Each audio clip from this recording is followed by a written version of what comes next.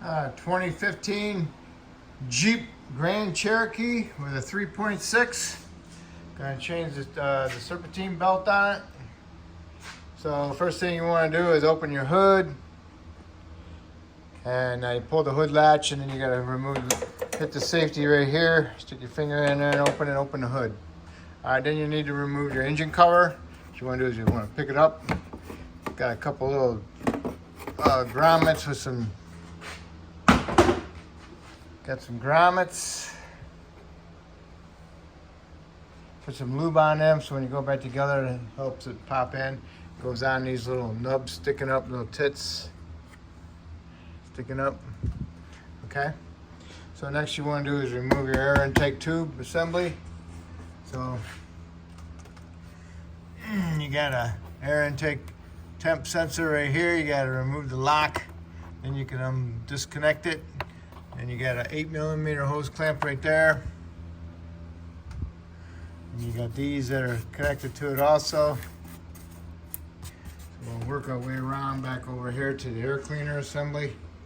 Take this 8mm hose clamp off. And we'll see how this is in a second over here. Alright, so what you want to do is pull your vapor vent solenoid off of it. It's held down by a little tab right over here. This thing just pulls right off of it, but brittle, it gets old and cracks. Then you can pull off your air intake tube off the air filter assembly. You want to pick this piece up because it has another grommet right there. Goes right in here. There's the tit, and there's the grommet. You can pull this whole thing up and out of the way. Alright, there's the Serpentine belt, so you might want to just draw a little schematic so you don't have to look it up before you remove it. And there's also a 3/8 square drive right there for the tensioner. You want to put your ratchet in there and pull your ratchet this way. That'll remove the tension. Alright, I got my 3/8 drive on there, ratchet. Pushing down on it. Now you can go ahead and remove the belt. And I drew my little picture. Okay? Okay, I got the belt on all the way around except for on the water pump. Okay? So all I gotta do now is just push on my ratchet that way and pull up my belt at the same time and put it on my water pump. Slowly release the tension on your tensioner and put your fingers around and make sure it's in all the grooves and all the pulleys, okay? And then once you're satisfied that it's in them all, then you can go ahead and remove your ratchet, all right?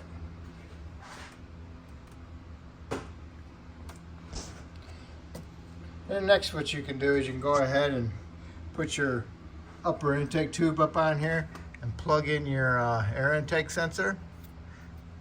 And then go ahead and start it and then shut it off. And then come back out here and double check to make sure that it's in all the grooves and all the pulleys and it's not off of a groove or anything like that. Alright. So if it's all satisfactory, then you can go ahead and put your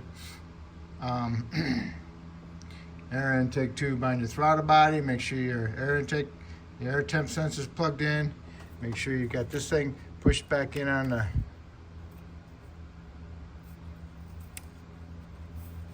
that's nice. So brittle it broke. They were having a problem with a check engine light. So, but anyway, then you can go ahead and make sure you got it on your air cleaner assembly, and make sure your tit goes inside here. Make sure you put some lube on it.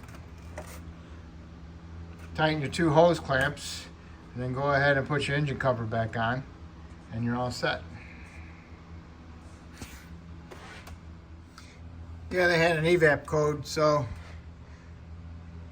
the idea is I put a 3/8 hose on here, pushed on there. I cut the old piece off with a razor knife, utility blade, and it has the